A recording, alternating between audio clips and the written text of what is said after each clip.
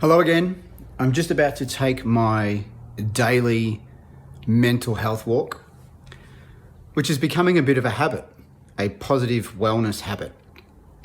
It's not something that I had previously adopted in a really focused, continual fashion. And I'm finding it's having really strong benefits for me. It's getting me out of the house, which is where I do most of my work. And it's allowing me to process my thoughts and feelings in a way that's different to when I'm stuck in front of my computer creating content, working with my clients, building out new material. My puppy's saying hello at the moment. Good girl. So I started thinking today about habit and the power of habit. And there's a lot of material online in and around success and success habits. And it's wonderful content, some really powerful stuff that you can clearly search for if you decide to do so.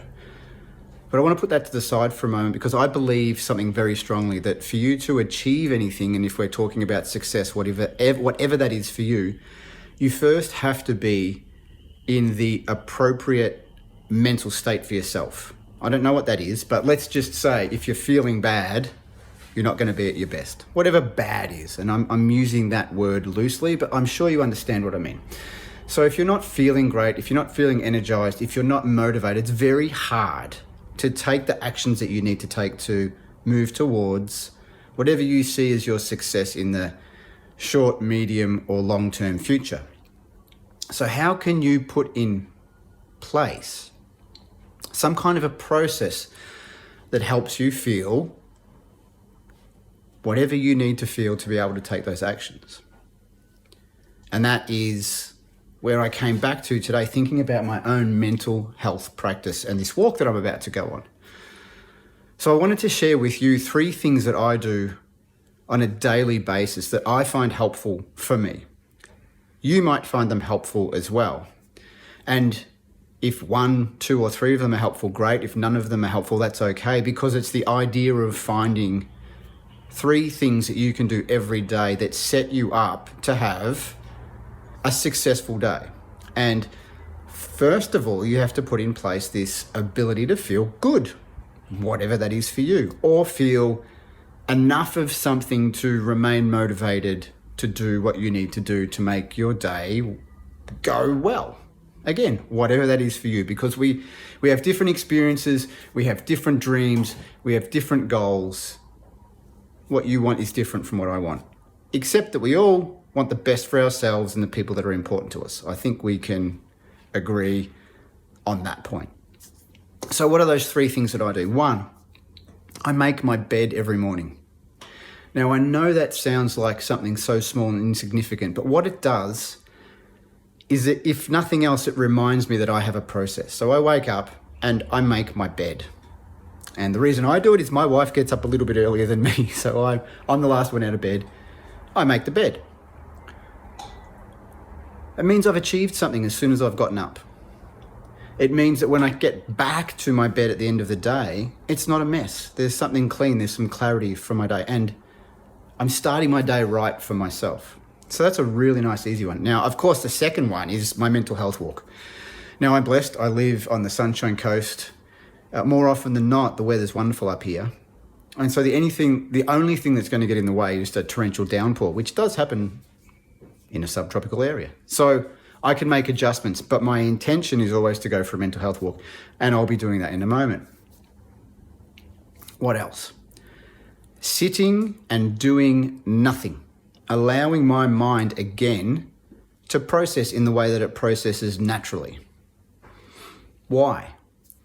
Because I'm busy thinking all day, thinking of things I can do, ways I can be of service, how I can get the word out, how I can help a client, what I need to do for my family, how do I take care of myself. I'm no different to you. There's a multitude of things going on in my head.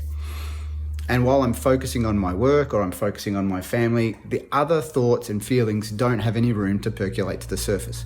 So by doing nothing, and I don't mean being mindful, I don't mean meditating, I mean sitting and doing nothing. Just nothing. A complete void of time and space. And the activity is just to sit or stand or walk. Nothing.